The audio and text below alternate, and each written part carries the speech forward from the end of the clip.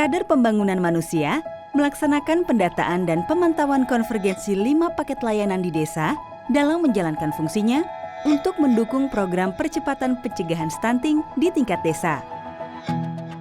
Pendataan dan pemantauan tersebut dilakukan melalui aplikasi IHDW. Penting untuk dipahami oleh KPM bahwa data individu sifatnya adalah rahasia dan tidak selayaknya disebarluaskan kepada pihak-pihak yang tidak berkepentingan. Hal ini dinamakan privasi data atau kerahasiaan data. Berikut adalah data-data yang tidak boleh dibagikan kepada orang lain. 1. Username dan password. Hal ini untuk mencegah orang lain melakukan login ke aplikasi IHDW dan mengakses aplikasi. KPM sebaiknya mengingat username dan password tadi dan menghindari mencatat ke dalam buku atau kertas lepas atau sembarangan. 2. Informasi tertentu pada data penerima manfaat, antara lain tanggal lahir, nomor handphone, nomor induk kependudukan atau NIK, nomor kartu keluarga atau KK, dan data pribadi lainnya.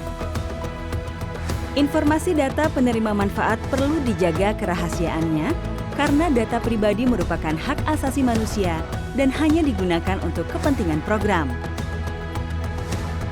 3.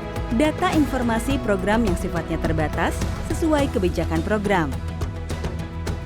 Untuk membagi informasi program dalam aplikasi IHDW, sebaiknya KPM berkoordinasi dengan pihak berwenang di tingkat kecamatan atau kabupaten, apalagi bila ingin membaginya ke pihak di luar program.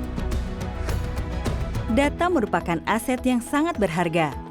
Keberhasilan program pembangunan apapun, termasuk program pencegahan stunting, sangat ditentukan oleh ketersediaan data yang terpercaya.